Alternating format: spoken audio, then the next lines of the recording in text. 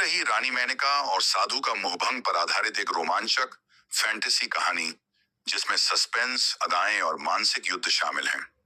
आगे की कहानी देखने के लिए आपको इस चैनल को सब्सक्राइब करना पड़ेगा। बहुत समय पहले की बात है, जब देवलोक और पृथ्वीलोक के बीच संतुलन बना हुआ था। देवताओं को एक महान साधु से भय था, जिसका तप और योग बल इतना तीव्र था कि ब्रह्मा जी का आसन भी डोलने लगा था। उसका नाम था महातपस्वी ऋषि आत्माराम। उसने प्रण लिया था कि वह ब्रह्मा जी से भी बड़ा सिद्ध बनकर संसार को नया मार्ग दिखाएगा। देवताओं को चिंता हुई, यदि यह साधु सफल हो गया तो सृष्टि का संतुलन बिगड़ जाएगा। इंद्रदेव ने अप्सरा लोक से एक बेहद सुंदर, चंचल और मोहक रानी अप्सरा को बुलाया। रानी मेनका। उसकी अदाओं में आग थी, उसकी मुस्कान में जादू और उसकी चाल में सर्प की तरह मोहक लहर।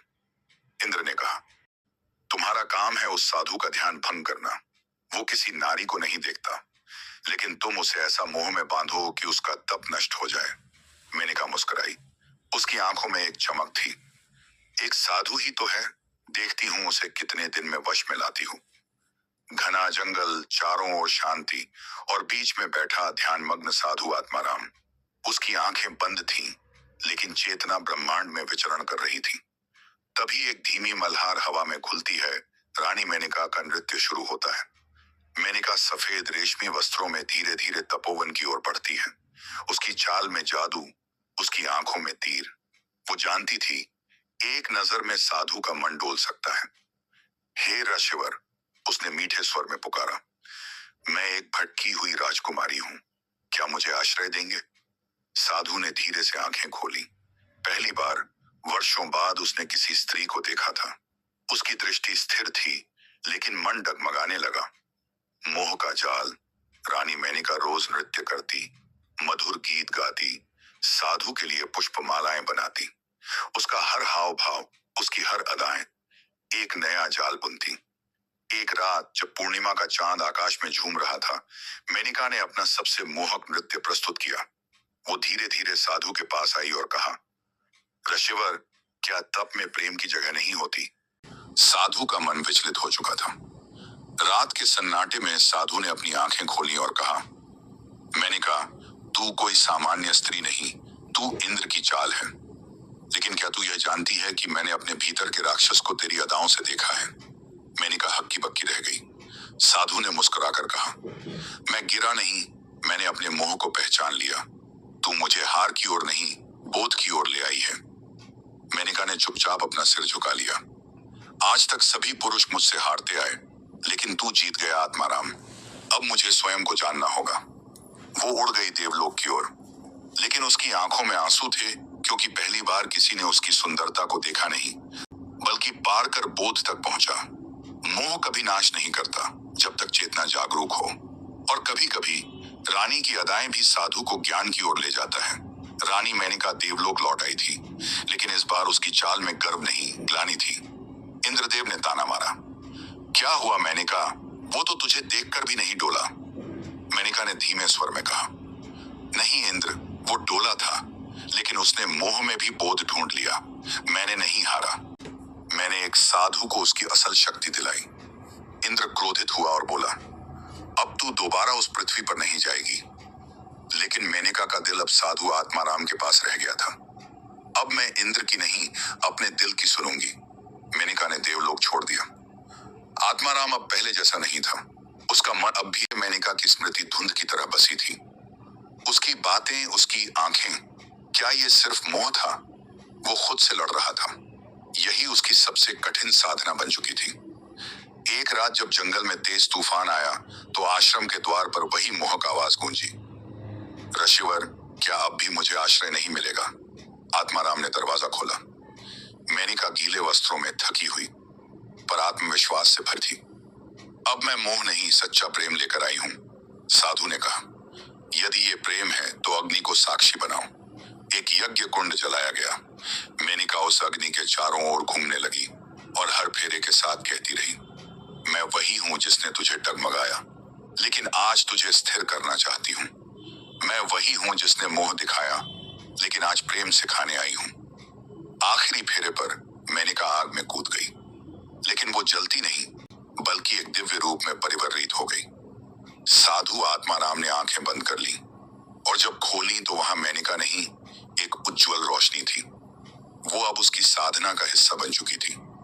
अब न मैं पुरुष हूं, न स्त्री, न साधु, न अप्सरा। अब मैं बस प्रेम हूं। देवताओं ने इसे एक नई लीला माना और एक नई शिक्षा मिली सृष्टि को। जहां मोह अंत होता है, वहीं से प्रेम की शुरुआत होती है। रूहों का मिलन आत्माराम की सिद्धि। साधु आत्माराम अब कोई साधारण योगी नहीं रहा। मेनका की अग्नि परीक्षा के बाद उसका ध्यान ब्रह्म के पार जा चुका था। अब मुझे ब्रह्म ज्ञान प्राप्त हुआ है, लेकिन उस ज्ञान का सार केवल प्रेम में है। आत्माराम अब गांवों में जाकर प्रेम का मार्ग दिखाने लगा। मेनका अब कोई नारी नहीं थी, वो एक चेतना बन गई थी जो आत्माराम के साथ हर पल रहती।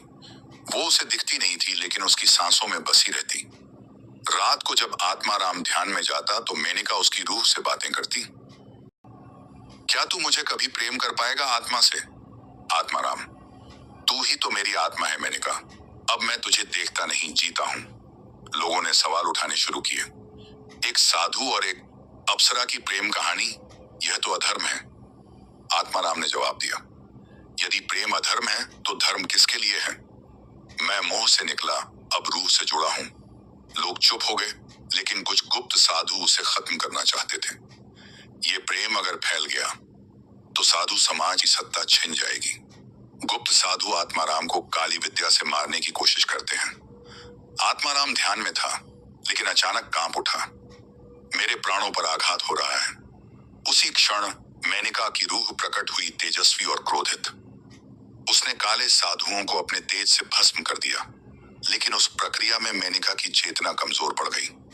मेनका ने कहा, आत्माराम, मेरा प्रेम तुझे अमर कर गया, लेकिन मुझे अब ब्रह्मलोक लौटना होगा। अब मैं तेरे भीतर रहूंगी, लेकिन तेरे बाहर कभी नहीं आ सकूंगी। आत्माराम ने रोते हुए कहा, तेरे बिना मैं क्या रह जाऊंगा? मेनका मुस्कुराई, तू अब मैं है और मैं तू। बस अब दुनिया को प्रेम देना, यही मेरी पूजा होगी।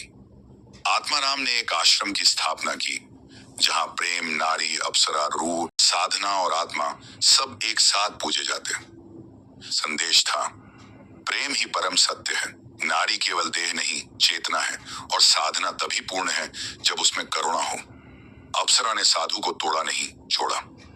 एक साधु ने प्रेम को पवित्रता दी, वासना से मुक्त किया, और दोनों की आत्मा युगों युगों तक एक दूसरे में समाई रही। सहस्त्रों वर्षों बीत गए। आत्माराम के शरीर को अग्नि ने जला दिया था, लेकिन उसकी आत्मा अब भी उस आश्रम में थी, जहां प्रेम सिखाया जाता था और जहां हर स्त्री को मेनका कहा जाता था। लोग अब उसे प्रेम ऋषि के नाम से जानते थे। एक नवयुवती का आगमन। एक दिन एक नवयुवती उस प्राचीन आश्रम में आई। उसकी आंखें और उसकी मुस्कान आत्माराम जैसी किसी रूह को छू गई। मुझे नहीं पता क्यों, लेकिन इस जगह से गहरा नाता महसूस होता है, उसने कहा। वह नवयुवती थी मायरा, जिसे अपने पिछले जन्म की स्मृति नहीं थी। रात को जब मायरा आश्रम के मंदिर में बैठी तो एक हवा की लहर उसके कानों में आई। मेनका। वो कांप उठी। धीरे धीरे उसे पिछले जन्म की स्मृतियां लौटने लगी। वो ही थी अप्सरा रानी मेनका, और वो जगह आत्माराम की आत्मा का निवास, आत्माराम की वापसी। मायरा ने मंदिर के दीपक के सामने आंखें बंद की और बोली, यदि तू अब भी मुझसे प्रेम करता है तो आ। अचानक एक प्रकाश पुंज में आत्माराम की आत्मा प्रकट हुई। वो अब शरीर नहीं, बल्कि प्रेम की शक्ति बन चुका था। मैं तुझसे अब अलग नहीं, तुझ में ही समाई हूं। नई शुरुआत। मायरा ने आश्रम को फिर से सजाया। लड़कियां और लड़के सब वहां प्रेम और आत्मा की शिक्षा पाने आने लगे। अब वो आश्रम सिर्फ साधना का नहीं, प्रेम, समर्पण और आत्म साक्षात्कार का मंदिर बन गया था। जब आत्मा प्रेम करती है तो वो पुनर्जन्म भी तय कर लेती है। मोह शरीर को लुभाता है, पर प्रेम आत्मा को, और आत्मा कभी मरती नहीं। ब्रह्मांड में प्रेम की वापसी। देवलोक में हलचल। देवगण एकत्र हुए। मेनका ने पुनर्जन्म लिया है, और आत्माराम की आत्मा अब ब्रह्मलोक की ओर नहीं लौटी। इंद्र क्रोधित हुआ। एक अप्सरा जो स्वर्ग की शोभा थी, अब पृथ्वी पर प्रेम बांट रही है। यह अप्सराओं का धर्म नहीं। नारद मुनि बोले, राजा जब प्रेम ईश्वर से भी पवित्र हो जाए तो अप्सरा भी देवी बन जाती है। ब्रह्मा ने आदेश दिया, यदि यह प्रेम सत्य है तो उसे एक अंतिम परीक्षा देनी होगी, समय की यात्रा। मेनका को 5 युगों की 5 अलग अलग स्त्रियों के रूप में जन्म लेना होगा।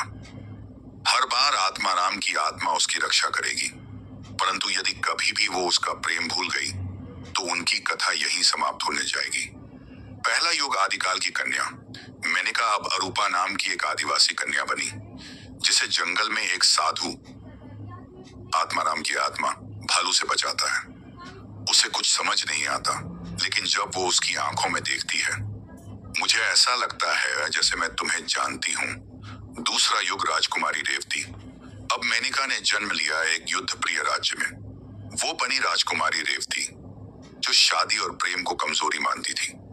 पर एक पुस्तक पढ़ते हुए उसे एक पंक्ति ने हिला दिया, प्रेम वह अग्नि है जो शरीर नहीं आत्मा जलाती है। वो समझ न पाई, पर उस रात एक सपना आया जहां एक साधु ने उसे मेनका कहा। तीसरा युग मुगल काल में एक कवियत्री। मेनका बनी एक कवियत्री जो ताजमहल के पास बैठकर प्रेम की कविता लिखती थी, बिना जाने कि वो आत्माराम की आत्मा की प्रेरणा से लिख रही है। उसकी सबसे प्रसिद्ध पंक्ति बनी, मेरे शब्द वो नहीं जो मैंने कहे, वो हैं जो किसी अदृश्य प्रेम ने मुझ में डाले। चौथा युग ब्रिटिश काल की क्रांतिकारी। अब मेनका बनी एक आजादी की सिपाही जो प्रेम को कमजोरी मानती थी। एक बार गोलियां चल रही थीं और किसी ने उसे धक्का देकर बचाया। उसने मुड़कर देखा, एक सन्यासी घायल। मुझे नहीं पता तुम कौन हो, लेकिन तुम्हारी आंखों में शांति है। वो फिर आत्माराम ही था। पांचवा युग आधुनिक युग की लड़की नेहा। नेहा एक मॉडर्न लड़की जो लव में विश्वास नहीं करती।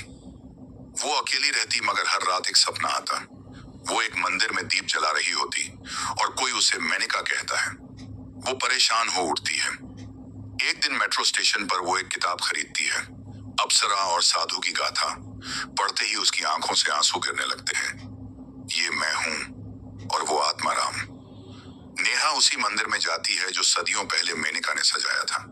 एक साधारण पुजारी उसे देखता है और बस कहता है, तू आ गई। नेहा बोलती है, अब कभी नहीं जाऊंगी। जिन्हें लगता है कि प्रेम बस एक बार होता है, उन्होंने आत्मा का इतिहास नहीं पढ़ा। जब 2 रूहें प्रेम करती हैं, तो ब्रह्मांड भी 5 बार समय रचता है, सिर्फ उनके मिलन के लिए। आपको यह कहानी कैसी लगी? कमेंट में जरूर बताइएगा।